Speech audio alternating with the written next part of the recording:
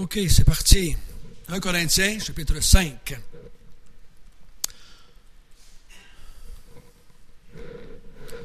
On va voir ce matin une expression de la Bible qui n'est pas facile à interpréter.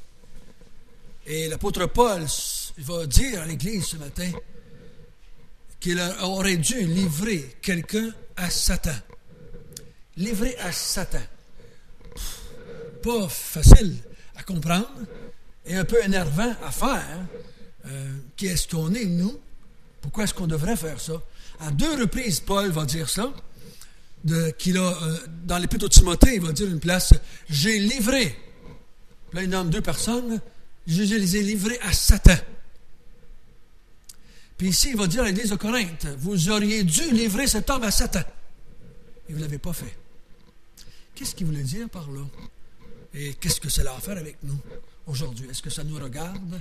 Est-ce que ça ne nous regarde pas? C'est ce que nous allons voir ensemble pour essayer de voir ce que Dieu nous dit de faire en tant qu'Église.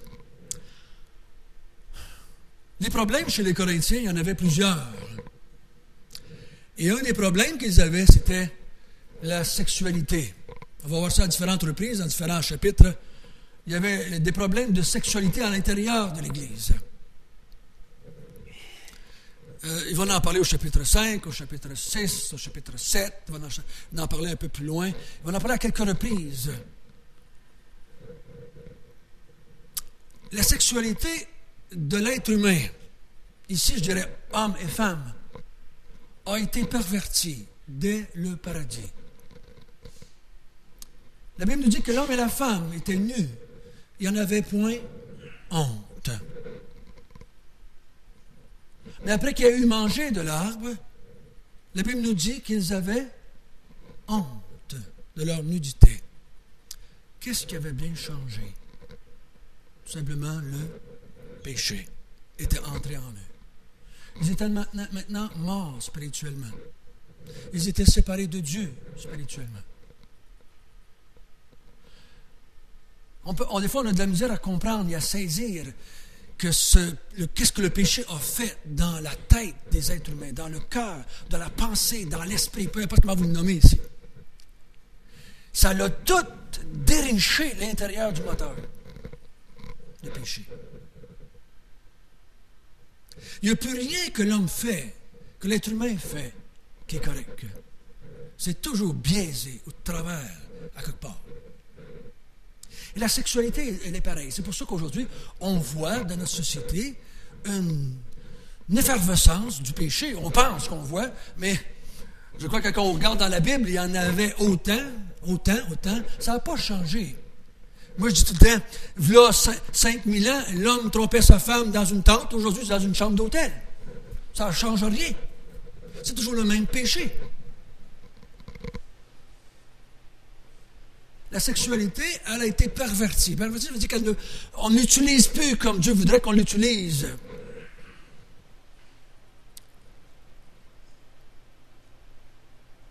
On est dérinché. On dit ça en québécois, là, c'est un mot qui est pas mal spécial. Là. Dérinché, ça c'est peu québécois. Mon garçon il applaudirait et dirait, ça c'est correct papa, tu parles québécois.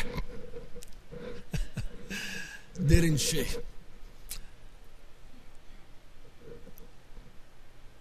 La sexualité, dans ma vie personnelle, était dérinchée aussi, était mélangée, était perturbée en tant qu'inconverti. J'ai fait des choses que je n'aurais pas dû faire. J'ai pensé à des choses que je n'aurais pas dû penser. J'ai dit des choses que je n'aurais pas dû dire.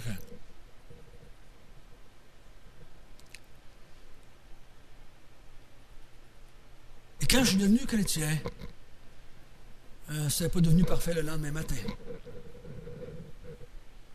Donc, les chrétiens ont aussi des problèmes avec la sexualité. Ça fait 30 ans que je suis dans le ministère et je n'ai entendu de toutes les couleurs, des vertes et des pas vertes. Des fois, les pasteurs, on est un petit peu le confessionnal, hein, un petit peu. Et je n'ai entendu toutes les couleurs. Et probablement, vous avez suivi les nouvelles et vous avez vu des hommes et des femmes de Dieu qui étaient dans les tops, dans les tops. Parmi les croyants, je parle, là, les chrétiens comme nous, là, dans les tops. Que nous, on pensait dans les tops, en tout cas. Et ils sont plantés, tête la première, dans le péché, dans l'immoralité. J'ai vu des églises se diviser, se chicaner sur la sexualité. J'ai vu un diacre partir avec la femme de l'autre diacre. Ça, c'est dans l'église chrétienne. Ça. C'est pas parmi les putains de la rue, là. Dans l'église chrétienne, l'église a des problèmes avec la sexualité. Combien d'hommes et de femmes viennent me voir et qui m'ont parlé de leurs problèmes avec la pornographie, avec toutes sortes de choses.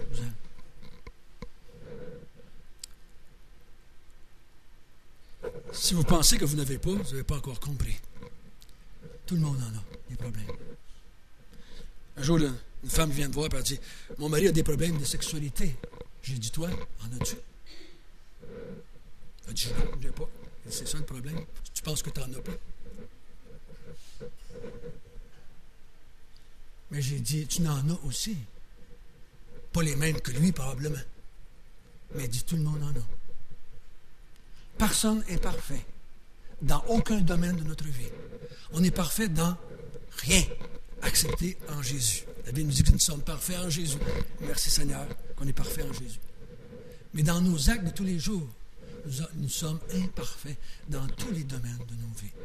Il n'y a personne qui est honnête à 100%. Il n'y a personne qui dit la vérité à 100%. Il n'y a personne qui, sexuellement, tout fonctionne bien à 100%. Ça n'existe pas chez la race humaine. Donc, on est perturbé dans toutes sortes de façons, de toutes sortes de manières. Un jour, je rencontre un homosexuel, puis c'est lui qui m'avait demandé de le rencontrer. Il voulait parler de son homosexualité. Il voulait savoir qu'est-ce que Dieu en pensait. Et on a commencé à jaser, et je lui ai dit, avant qu'on parle de ce péché-là que tu as dans ta vie, j'aimerais te dire aussi que moi aussi, j'ai des problèmes avec la sexualité. Que tous les croyants en ont aussi. Mais il faut y faire face selon ce que la parole de Dieu nous enseigne. Et non pas le cacher ou le camoufler et dire qu'il n'y en a pas quand il y en a. Mais tu en as un problème avec la sexualité. Pas même que moi, mais tu en as aussi. Mais qu'est-ce que Dieu dit maintenant à faire avec ça? C'est ça qui est important. Ce n'est pas de le cacher. Parce qu'un jour ou l'autre, ça ressort. Ça ressort. Ils disent que dans les 10 premières années de la vie d'un couple, c'est la sexualité qui est la cause des divorces. Même chez les chrétiens. C'est la sexualité qui est la cause des divorces. Même chez les chrétiens. En grande majorité. Je dirais pas 100%, bien entendu. Et donc l'Église de Corinthe n'est pas spéciale, n'est pas unique dans son problème avec la sexualité. Et l'apôtre Paul ici, je ne crois pas que l'apôtre Paul est surpris de voir que l'Église a des problèmes. Mais l'apôtre Paul est surpris qu'ils n'ont rien fait avec ça. Il est surpris qu'ils n'ont pas réagi comme il faut. Et non pas qu'il y avait des problèmes, parce que des problèmes, Paul savait qu'il y en avait. Pas besoin d'être pasteur longtemps pour savoir qu'il y en a. Il y en a partout. Je n'ai même pas besoin d'aller voir les chrétiens pour savoir. J'ai qu'à me regarder dans le miroir, je sais qu'il y en a.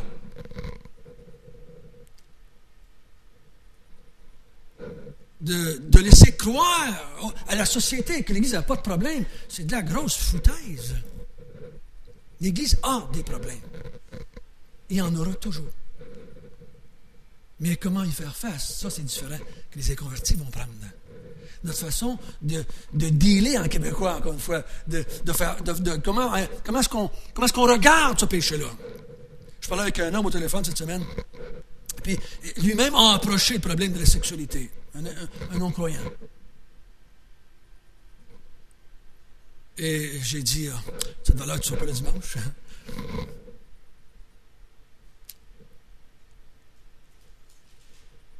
Et il me disait que l'Église que lui va dedans ne réagissait pas bien face à la sexualité ou aux problèmes de sexualité dans la vie, dans la société. Mais j'ai dit, l'Église, mais toi, j'ai dit toi, est-ce que tu y fais face comme il faut? Est-ce que toi, tu n'as pas des problèmes de sexualité? Et là, tout d'un coup, il veut changer de conversation. C'est facile de parler des autres qui ont des problèmes. Hein? Ça, c'est donc facile. L'Église a des problèmes avec ça, puis les curés ont des problèmes avec ça, puis les pasteurs ont des problèmes avec ça. Les gens... Mais moi, ben non, moi je suis correct, je n'ai pas de problème avec ça. L'apôtre Paul semble dire autre chose que ça. Et dans l'Épître aux Corinthes, les problèmes sexuels sont tellement forts que Paul va leur dire, vous faites des choses que même les inconvertis ne font pas dans ce domaine-là de votre vie. C'est assez fort, hein? C'est assez fort. On va lire ça un petit bout, si vous voulez bien.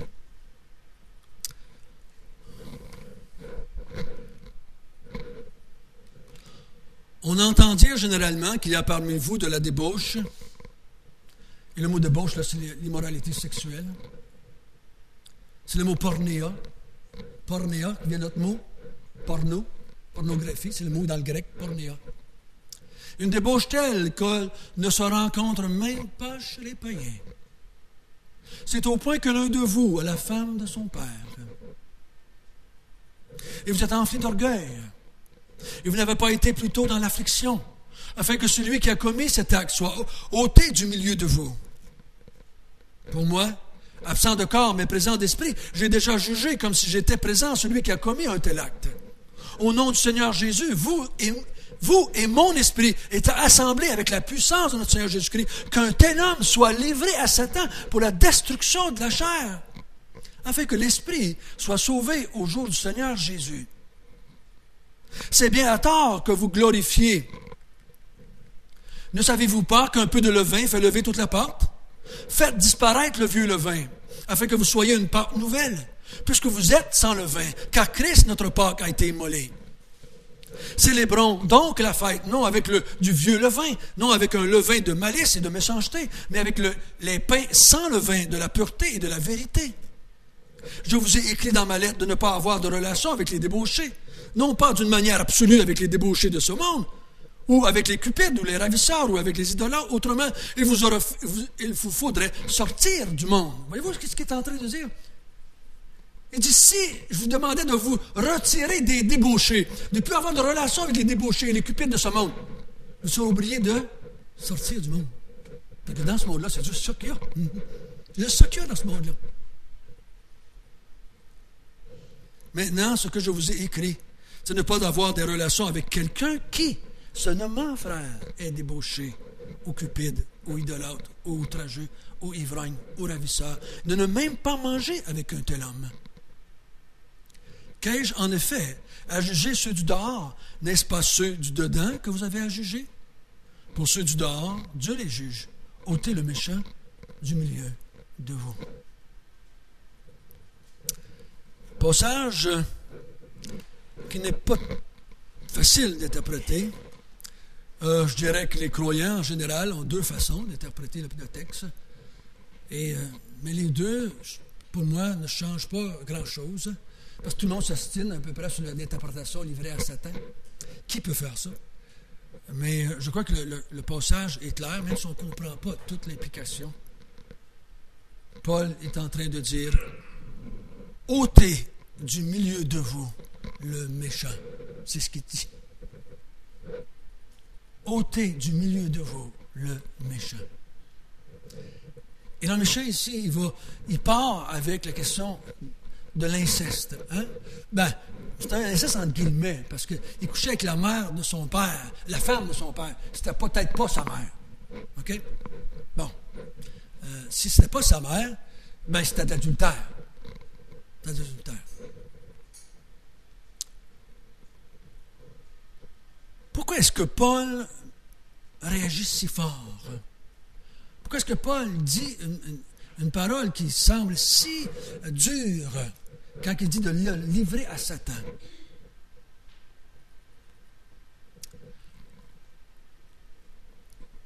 À quelques reprises, je vous ai dit l'autre fois, Paul, on a vu la semaine passée quand il dit il va être sauvé à travers le feu. Ici, il dit livré à Satan. Un peu plus loin, il va dire, afin que vous ne soyez pas jugés avec le monde et condamnés avec le monde. C'est des paroles qui sont des fois pas tout à fait évidentes à traduire. Et puis là, on a de la misère à appliquer ça à des croyants et dans l'Église du Seigneur Jésus-Christ. On est habitué d'employer ces termes-là pour les inconvertis. Quand on parle dans l'Église, c'est plus touché, c'est plus difficile. Mais ce que Paul est en train de dire, ce que tout le monde est d'accord dans l'interprétation du texte, c'est que Paul demande à ces gens de ôter cet homme du milieu d'eux. Il dit, moi avec vous, avec l'Esprit de Dieu, avec la puissance de Dieu, on va ôter cet homme-là de là. Pourquoi est-ce que l'Église devrait ôter le méchant du milieu de lui? Et qu'est-ce qu'il veut dire par le méchant? Là, on a vu, il les a nommés. Il les a nommés. Hein? Il a nommé une gang. Qu'est-ce qu'il a nommé? Vous en souvenez-vous par cœur? L'adultère, les idolâtres, les cupides, ça veut dire que ceux qui aiment l'argent, les matérialistes, hein? Les cupides, les ivrognes, les débauchés, en tout cas, il y en a nommé une gang. Peut-être que vous voyez quelque part là-dedans. Hein? Peut-être que vous voyez quelque part là-dedans. Là, qu'est-ce qu'il est en train de dire? On va sortir tout le monde le matin, mais on ne vient plus, c'est fini, on ne ferme les portes. Qu'est-ce qu'il veut dire? Une fois, j'ai pratiqué cette chose-là dans une église où je travaillais. Et quand on l'a eu fait, on a ôté du milieu de nous 2 méchants, si on peut appeler ça comme ça. Et il y a 2 familles qui ont quitté l'église en disant, vous n'aimez pas les gens, donc on s'en va. Ils n'acceptaient pas le fait que l'Église pouvait enlever de son sein certaines personnes. Je dis, comment tu interprètes le passage de Corinthiens 5, de Matthieu 18, qui parle de même sujet? Ah, je ne sais pas ce que ça veut dire, mais ça ne veut pas dire ça. Facile à interpréter, facile à dire. Mais qu'est-ce qu'il veut dire par là? Qu'est-ce qu'il veut dire par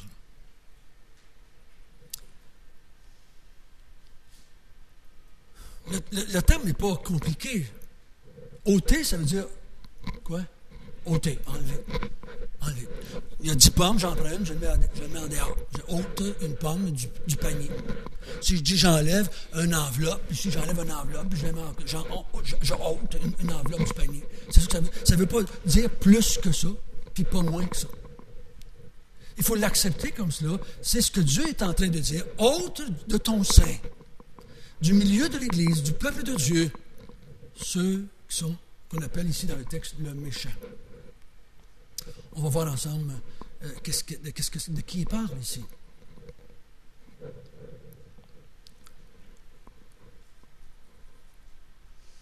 Ce texte rejoint l'enseignement de Jésus dans Matthieu 18 qu'on ne va pas regarder. Mais si vous voulez compléter votre instruction, vous allez lire Matthieu 18 chez vous, essayez de comprendre. Là.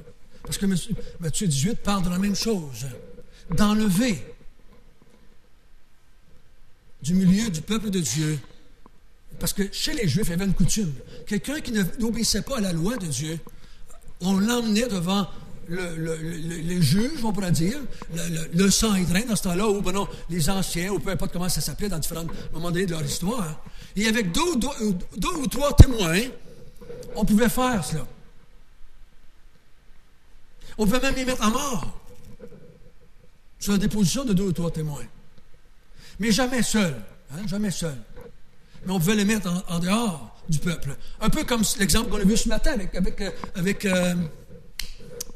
Myriam. En dehors du peuple. En dehors du peuple. Dans l'état que tu es, tu dois être en dehors du peuple. Et il y a des dizaines et des dizaines de passages dans le Testament où ce que Dieu parle de cela. Où ce que Dieu enseigne ça à son peuple.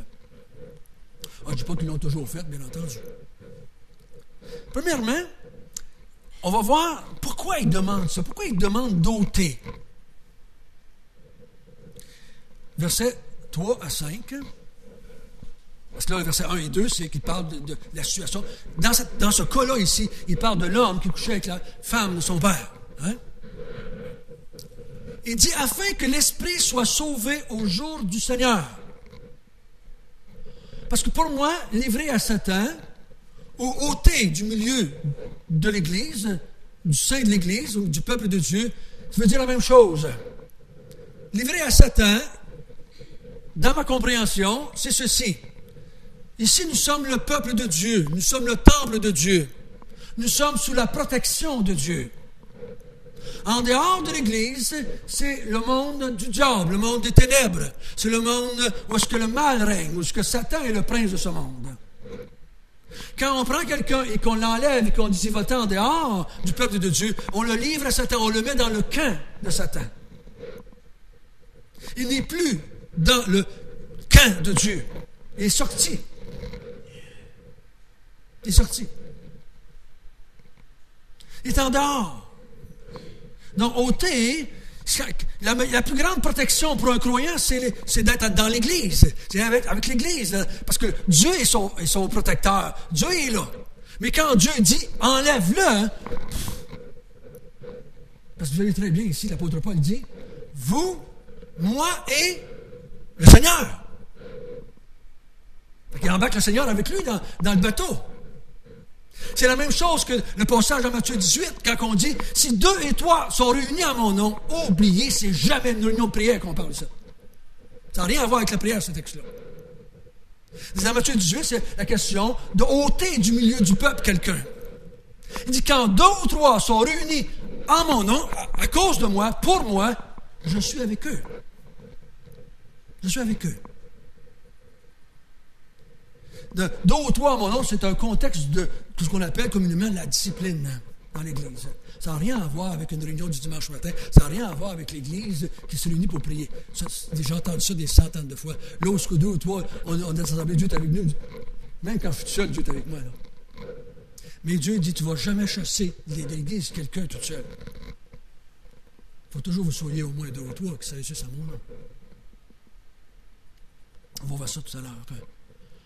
Paul a une bonne attitude. Premièrement, Paul a une bonne attitude. Paul veut tout simplement enlever cet homme-là du milieu du peuple. Et le but, ce n'est pas de dire « je suis meilleur que toi ». Non, il dit « afin que l'esprit soit sauvé au jour du Seigneur ». Donc, son but est bon. Son but est correct. Il veut sauver la personne.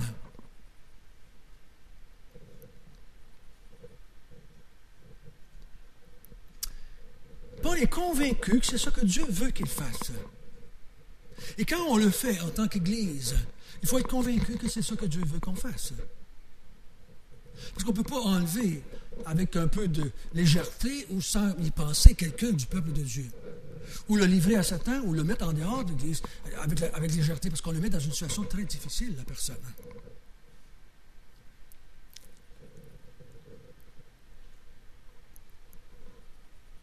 J'ai vu bien les pasteurs chasser quelqu'un de l'Église.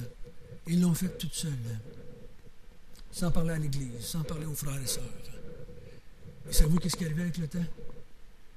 L'Église demandait au pasteur de partir après un certain temps. Parce qu'il ne comprenait pas. Il ne savait pas. Il n'avait pas été mis au courant. Il regardait le pasteur comme étant, voyons donc, pour qui tu te prends, toi, de faire des affaires de même, puis qui t'es de faire des affaires de même, puis tu n'as pas le droit de faire des affaires de même. Les chrétiens n'aimaient pas ça. Ils n'avaient pas été comme impliqués dans le processus. Et là, que tu t'appelles pasteur, diacre ou ancien ou évangéliste ou qui que ce soit, tu ne peux pas faire ça toute seule. Et même Paul ne l'aurait pas fait toute seule. Et il invite l'Église, il dit, tous ensemble, vous auriez dû faire de quoi? Et là, maintenant que moi, je le sais, je vais embarquer avec vous, je vais prier avec vous, pour que vous le fassiez.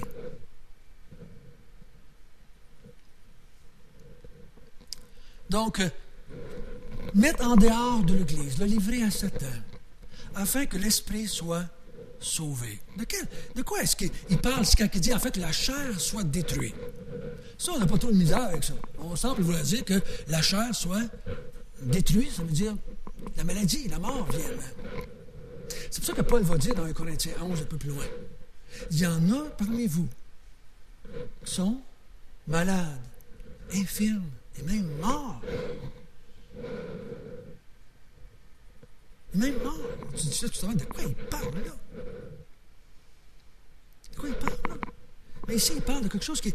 Il dit, livre-le pour la destruction de la chair.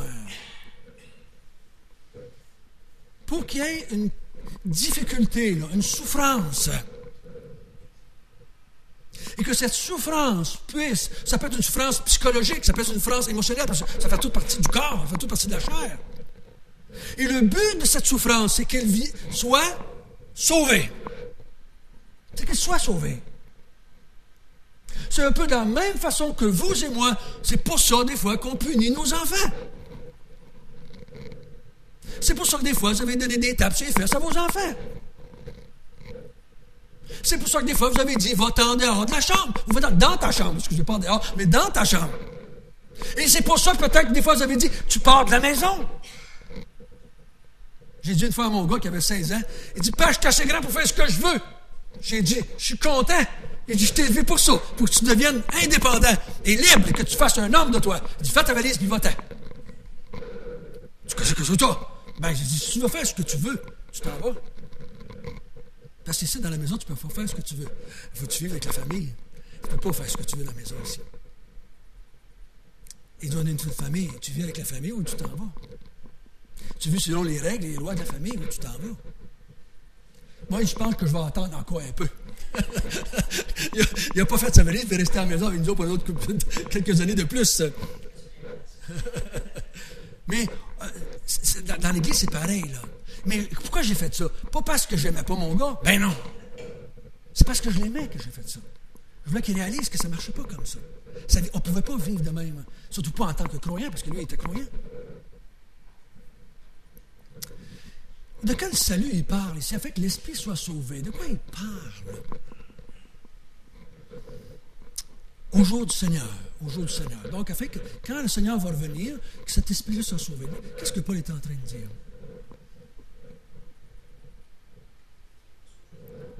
Tu n'es pas sauvé. On ne peut pas sauver quelqu'un qui l'est déjà. Pourquoi est-ce qu'il dit ça? S'attend-tu à ce que les chrétiens fassent rien de mal? Non. Pourquoi? C'est quoi le foutu problème ici? C'est pas que tu es couché avec la belle-mère.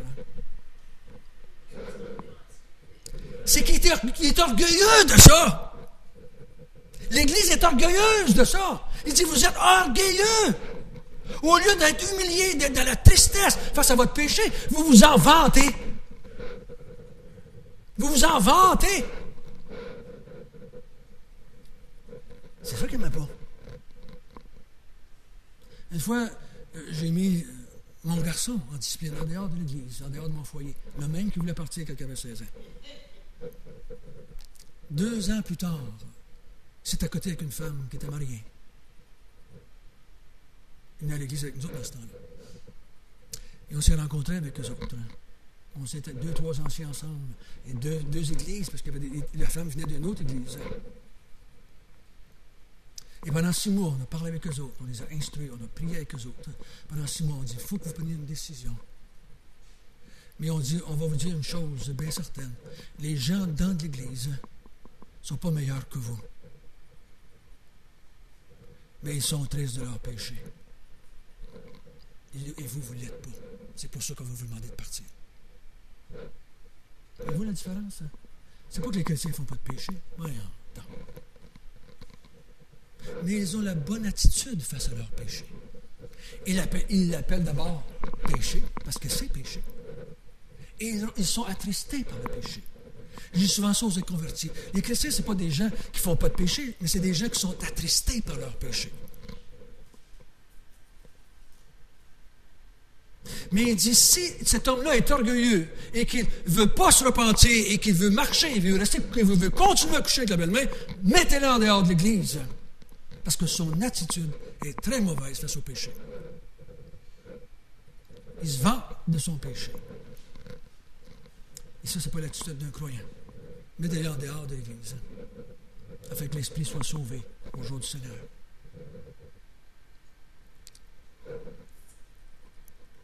Mon garçon, 1 an après, c'était toute une expérience chez nous pendant 1 an. Il n'a pas vu mon gars pendant 1 an. 1 an après, il est venu me voir avec sa femme. Il s'était marié entre-temps. Reconnaître qu'il avait péché et que c'était pas correct. Demander pardon au Seigneur, à nous. Confesser à l'Église qu'on avait fait un bon choix, qu'on avait fait ce qui avait dû être fait. Et qu'il avait compris, qu'il savait que c'était quoi. Aujourd'hui, ils fonctionnent, lui et sa femme, dans le Seigneur. Ils sont impliqués dans leur église, ils fonctionnent à la planche. Mais il faut bien le faire. Il faut bien le faire. Il faut faire attention. Il faut bien le faire. Il ne faut pas le faire avec orgueil, nous autres aussi, puis dire que nous, on est meilleurs que toi, puis tu vas sortir ici, mon espèce de malfrat. Non. Et je me souviens que cette femme, qui était aujourd'hui ma bru, elle dit, si tu ne nous avais pas aimés, on n'aurait jamais revenu. Mais on savait que tu nous aimais. C'est pour ça que tu l'as fait. On a pleuré avec eux autres. Bien des fois, avant qu'ils partent de l'église. On a pleuré des fois après qu'ils soient revenus dans l'église. On était contents d'avoir fait. C'était la bonne chose à faire. C'est la bonne chose à faire. Il dit, afin que l'esprit soit sauvé. Si c'est un croyant, il va avoir une bonne attitude face au péché. Et dans Matthieu 18, il parle d'un croyant qui est parti et qui va revenir. À une autre place, il dit, ne traitez pas comme un ennemi, mais comme un frère. Mais ici, Paul, à cause de l'attitude qu'ils ont, que la personne a, il dit, afin que l'esprit soit sauvé. Mais attention, ce n'est pas à vous de juger s'il l'est ou s'il ne l'est pas. Sauvé. Notre rôle à nous, c'est juste de l'ôter du milieu de nous, avec amour, avec respect, dans le but que Dieu règle ça, que sa vie se règle, ou qu'il soit sauvé, peu importe. Mais ce n'est pas à nous à juger. Nous, on dit, tu sors. Tant que tu vas avoir cette attitude-là face au péché, il faut que tu t'en ailles. Il faut que tu t'en ailles. Il continue à dire, au verset 6 à 8, afin que la pâte soit nouvelle. Il dit, afin que la Pâque soit nouvelle. Là, il compare ici l'Église à la Pâque. Il compare Jésus, le levain. Vous savez que dans l'Ancien Testament, on devait fêter la Pâque avec des pains sans levain. Et dans la Bible, le levain, c'est un exemple du péché. Il dit, vu que vous êtes une pâte déjà sans levain à cause du Christ, parce que Christ est votre Pâque, Christ a été immolé pour vous, et que vous êtes, vous, maintenant que vous êtes dans le peuple de Dieu, maintenant que vous êtes des enfants de Dieu, vous êtes une pâte sans levain. Mais il dit, enlevez le levain. Vivez ce que vous êtes. Vous êtes des pains sans levain. Donc, laissez pas le levain prendre le dessus sur vous. Puis il dit, un peu de levain fait lever toute la pâte. Il dit, si vous laissez cet homme-là au milieu de vous, vous remarquez que lui est orgueilleux de coucher avec sa belle-mère, puis il y avait une gang qui avait tombé dans le panneau avec lui. Il dit, vous êtes orgueilleux maintenant. Il avait entraîné l'Église dans son affaire. Il dit, enlevez-le, afin que la pâte soit sans levain. Le jour où j'ai fait du pain, et j'ai oublié de mettre ma levure dedans. Ça n'a pas levé ben tout. C'était bien plate. Sans levain. Il dit, vivez comme des gens qui sont déjà sans levain. Vivez comme des gens qui sont déjà sans levain. Enlevez le levain du milieu de vous. Vivez comme une pâte nouvelle. Enlevez-le. Parce que si vous ne l'enlevez pas, ça va complètement faire lever toute la pâte. Et l'Église va finalement... Vous remarquerez, si vous regardez des églises qui étaient évangéliques, il y a 150 ans, aujourd'hui, qui ne sont plus évangéliques. C'est ce qu'ils n'ont pas fait. En grande partie. Ils n'ont pas enlevé du milieu d'eux des gens qui vivaient dans le péché et qui n'avaient pas de tristesse. Ils n'ont pas enlevé des gens qui enseignaient des fausses doctrines. Ils ont laissé dans leur sein, par amour, qu'ils disaient, 100 ans plus tard, l'Église est morte. Il n'y a plus rien là qui fonctionne pour le Seigneur. Toute la pâte enlevée. Toute la pâte enlevée. Parce qu'on n'a pas voulu faire ce que Jésus avait dit. Une fois, on avait fait de la discipline dans une église. Il y a quelqu'un qui m'appelle. François, il dit, l'amour est plus important que la doctrine. Il n'aurait pas dû dire ça, François. J'ai dit, cher monsieur, il n'y a pas d'amour sans doctrine. Il n'y a pas d'amour sans doctrine. Si vous enlevez la vérité, qu'est-ce qui nous reste? Un amour humain, tout simplement. Un amour charnel, tout simplement. C'est la vérité qui donne l'amour. Sans amour, on n'a rien. Sans vérité, on n'a rien. Troisièmement, en finissant, afin que le monde ne soit pas au milieu de vous. Verset 9 à 13, l'apôtre Paul, il dit, enlevez. Paul, il dit qu'il avait écrit une première lettre. Au verset 9, on ne l'a pas, celle-là. Je ne sais pas pourquoi. Il l'a écrit une, on ne l'a pas. Il va en écrire une autre après celle-là, ça va être la deuxième épître, mais on ne l'a pas la première. Dieu a jugé bon, on n'a pas besoin de celle-là. Il dit, Paul recommande de couper relation avec les débauchés du dehors. Ne demande pas de couper les relations. Paul, il dit, ne coupez pas les relations avec les gens du dehors. C'est pas ça que je vous ai dit. Sans ça, vous êtes obligé de partir des monastères et des couvents. Vous êtes obligé de partir des choses pour vous retirer du monde, pour vous cacher de tout ce monde-là. Mais non, il dit, je veux que vous viviez dans ce monde-là. L'Église, des fois, fait le contraire. Elle se retire des débauchés de ce monde, puis elle laisse les débauchés à l'intérieur. Ils sont là de l'Église. Elle fait absolument le contraire. Dieu dit, vivez avec les gens du dehors, même si c'est des débauchés, même si c'est des cupides, même si c'est des prostituées, même si c'est des voleurs. Vivez avec ces gens-là. Tenez-vous avec ces gens-là. Parce que sans nous, nous ne pourrons jamais être sauvés. Hein? Ça prend de la lumière pour qu'ils soient sauvés. Et la lumière, c'est nous. On est des enfants de lumière. Il faut vivre avec ces gens-là. Paul dit, mais je vous demande de retirer du milieu de vous ceux qui sont dans l'Église et qui sont débauchés, adultères, cupides, ivrognes, en tout cas tout ce que vous voulez. Attention. Qui sont orgueilleux de leur péché, qui ne se repentent pas de leur péché, qui ne confessent pas leur péché. Pas tous les péchés, pas tous les pécheurs de l'Église, parce que l'Église va être vide. Mais si vous vous vantez de votre péché, si vous n'êtes pas triste, parce que l'apôtre Paul emploie le terme triste, vous devriez être triste, vous vous sentir coupable du péché que vous commettez. Ça, c'est la preuve qu'on est des croyants. Ce n'est pas l'absence du péché, parce que sans ça, si vous pensez que vous ne faites pas de péché, là, vous êtes des orgueilleux, c'est vrai. Mais vous en faites. Et vos péchés ne sont pas moins pires que ceux de votre voisin, que votre conjoint. C'est des péchés, on les appelle péchés. Il n'y en a pas un pire que d'autres. Mais l'attitude du croyant, c'est qu'il combat avec le péché. S'il ne combat pas avec le péché, s'il n'est pas triste de son péché, il y a quelqu'un qui nous va dire, « Ouais, François, s'il serait vraiment repentant, là, il ne le fera plus. » Il y avait un chrétien qui avait confessé son péché, il avait demandé pardon. Puis il dit, « S'il recommence, c'est parce qu'il n'était pas vraiment repentant. » Ah ouais? Qu'est-ce que tu fais avec le 70 fois, 7 fois de Jésus? Jésus dit, si ton frère vient à toi 70 fois, 7 fois, ça veut dire 490 fois, ça, dans la même journée. Pardonne-y. C'est pas le nombre de fois. Le chrétien va toujours planter. Si ça, je serai parfait à la 2e semaine d'été sauvé. Je nommerai tous les péchés de la Bible, je les confesserai tous, je serai correct après, je n'en ferai plus. Mais c'est pas ça, hein? On a une victoire à la fois. Une victoire à la fois. Le chrétien doit être ceux qui vont ôter, puis dit, n'aie plus de relation avec un tel homme ou une telle femme. Coupe les ponts avec ça. Pas facile, vous savez. Surtout si c'est dans ta famille. Moi, je me souviens toujours. J'avais 6 enfants, ils étaient tous dans l'adolescence, à peu près dans ce temps-là. Et ils voulaient voir leur frère. Je passais avec ma vanette devant la maison de mon garçon. Je droppais mes enfants qui voulaient y aller. Et moi, je continuais. Embrouillé.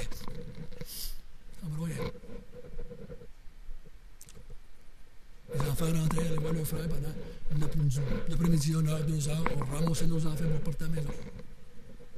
C'était pas facile, vous savez. Mais on croyait que c'était ça qu'on devait faire. On croyait que c'est ça que Dieu nous avait demandé. N'ayez plus de relation avec quelqu'un qui se dit croyant et qui vit comme ça.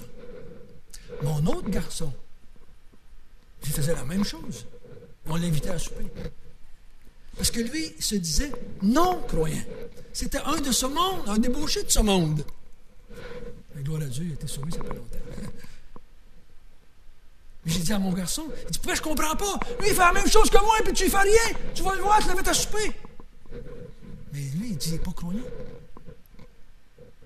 Il se déclare non-croyant. Toi, on fait ça parce que tu te dis croyant. Est-ce que tu serais un non-croyant? Changes-tu d'idée? Tu me dis-tu que tu es un non-croyant? Ah non! Je suis un croyant, moi! Ben, c'est pas ça qu'on le fait. C'est pas ça qu'on le fait. Et ça n'a pas été facile, hein? Ça n'a pas été facile. Ôtez du milieu de vous, Paul dit, afin que l'esprit soit sauvé, afin que vous viviez sans levain, ou que ce levain ne fasse pas lever toute la part dans l'Église, qui n'influence pas l'Église de façon négative. Et troisièmement, il dit, Je m'oubliais. Afin que le monde ne soit pas au milieu de nous, mais que nous soyons au milieu du monde. Que nous soyons au milieu du monde. Que ça nous aide si on le fait. Si on le fait. Faisons-le bien, avec la grâce de Dieu. Sans orgueil, sans penser qu'on est meilleur que les autres. On est juste des chrétiens qui sont tristes de leur péché. On n'est pas différents. Mais si tu vois un frère ou une sœur qui est orgueilleux de son péché, qui se vante de son péché, il faut que tu agisses. C'est pas au pasteur à faire ça. C'est au pasteur aussi à faire ça. Mais Paul leur dit, vous avec moi, toute la gang, tout le monde ensemble. C'est toute la responsabilité de tout le monde, ça, cette affaire-là. Viens pas me le dire. Viens pas me le dire. Va voir ton frère ou ta soeur. Vas-y parler avec. Et s'il se repent, loue le Seigneur avec lui. Remercie le Seigneur. Il va t'en chambre. S'il recommence le lendemain, attends-y. S'il se repent, attends-y, chante avec lui, puis va t'en chambre après ça. Parce qu'il va le faire toute sa vie. Il est juste comme toi. Un pécheur qui se bat avec le péché toute sa vie. Il se lève, puis il tombe, puis il se lève, puis il tombe, puis il se lève, puis il tombe. C'est ce qu'on fait toute notre vie. Mais l'attitude du croyant, il est toujours triste face à son péché. N'essaye pas d'appeler ça une maladie. C'est pas, ben là, moi, c'est pas de ma faute, c'est la faute de ma mère. Pas de ma faute, c'est la faute de ma femme. Pas de ma faute, c'est la faute de la société. Moi, c'est pas de ma faute, je suis malade. Ben voyons. Le chrétien va dire, ce que j'ai fait est mal. C'est mal. C'est péché. Dieu dit non à ça. Et Seigneur, je prie que tu puisses me donner la force de dire non demain. Et on continue. Prions ensemble. Seigneur notre Dieu, je crois que l'apôtre Paul devait être aussi triste de voir cela que nous le sommes.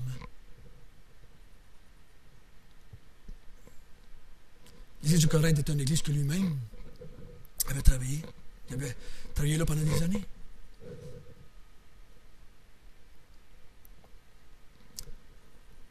Aide-nous à le faire aussi, ici, quand c'est nécessaire, Seigneur. Donne-nous l'amour, le courage, la force qui vient de toi. Que si on voit quelqu'un qui se plaît dans le péché, qui aime le péché, qu'on doit faire de quoi? Par amour pour lui, par amour pour ton nom, par amour pour ton Église, nous devons intervenir. Avec respect, avec douceur, avec compassion, avec humilité, parce qu'on est comme eux. Seigneur,